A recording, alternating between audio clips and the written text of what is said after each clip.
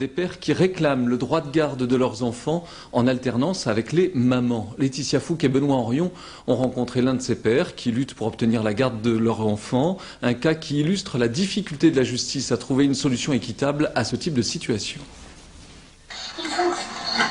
Dans 2 mois, Nelson va souffler sa 6e bougie. Un anniversaire qu'il fêtera cette année en compagnie de son père, Richard. Un papa esseulé qui compte les jours passés ensemble. Un week-end sur 2 et la moitié des petites vacances et la moitié des grandes vacances aussi.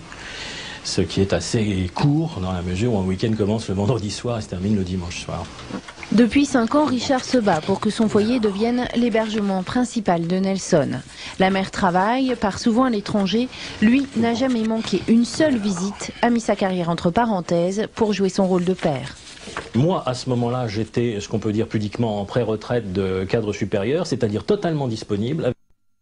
À titre personnel, une grande expérience des enfants puisque ce petit garçon est mon 4e garçon et donc j'ai quand même une certaine expérience de l'éducation. Et cet enfant avait toujours vécu avec moi dans son petit âge, c'est-à-dire la première année avant notre séparation, et m'appelait d'ailleurs maman.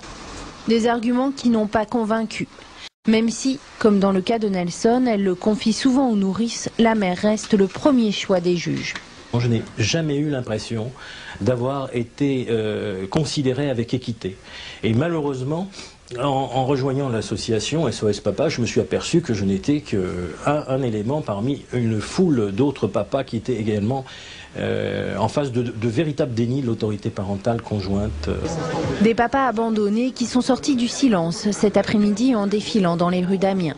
Leur but, que l'on reconnaisse qu'un enfant a 2 parents.